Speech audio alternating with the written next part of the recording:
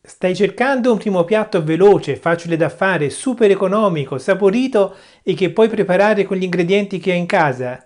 Se è così, gli spaghetti con la mollica sono esattamente quello che stai cercando. Segui questo video e vedrai che spettacolo di piatto. Per fare la pasta con la mollica, il primo ingrediente ovviamente è la mollica di pane. Ne basta abbastanza poca. Io ho preso queste due fettine abbastanza piccole per due porzioni, ho prima levato la crosta e poi adesso ho tagliato le fette a striscioline e poi a quadratini all'incirca di un mezzo centimetro di lato. Ho messo sul fuoco una padella e l'ho fatta riscaldare. Ci metto il pane senza nessun tipo di condimento. Intanto nel fornello accanto ho messo l'acqua per la pasta a bollire. C'è chi utilizza l'olio per soffriggere il pane, io invece preferisco fare così a secco in maniera che il pane non risulti troppo inzuppato.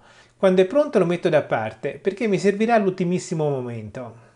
Prendo due spicchi d'aglio, li schiaccio, poi nella padella che ho lasciato raffreddare qualche minuto aggiungo l'olio e metto gli spicchi d'aglio e li lascio soffriggere. Nel frattempo ho preso un peperoncino fresco, si possono utilizzare anche quelli secchi, ma avevo questo fresco e ho preferito utilizzarlo. Lo taglio prima a striscioline dopo aver levato i semi e poi le striscioline le faccio a quadrettini molto piccoli. Ecco qua.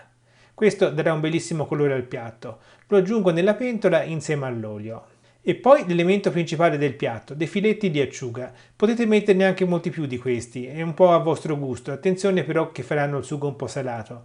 Li lascio disfare nell'olio e poi a un certo punto giro gli agli in maniera che si cuociono anche dall'altra parte. L'acqua nel frattempo ha già iniziato a bollire, per cui posso buttare gli spaghetti. Questo è un condimento davvero velocissimo da farsi.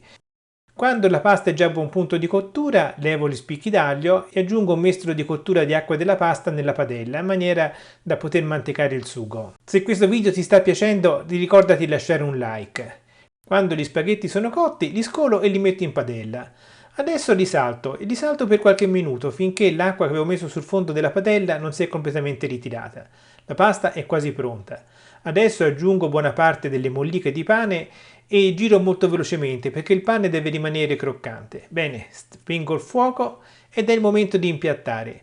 Con le pinze prendo un po' di spaghetti, li metto nel piatto, ecco qua il nido mi è venuto quasi bene, aggiungo un po' di molliche di pane della padella e un po' che avevo messo da parte in maniera che siano super croccanti, un po' di quadratini di peperoncino che pure avevo messo da parte e una decorazione di prezzemolo. Ha un bellissimo aspetto, non è vero? E non vi dico il profumo.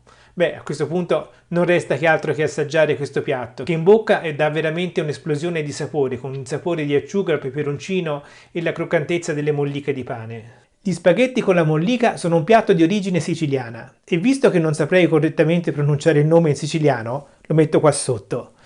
Un altro piatto di ispirazione siciliana che sicuramente ti piacerà è quello della pasta con pesce spada e pistacchi. Qui accanto trovi il link. È una ricetta fantastica per cui te la consiglio caldamente. Grazie per avermi seguito fin qui e guarda questo. Ciao!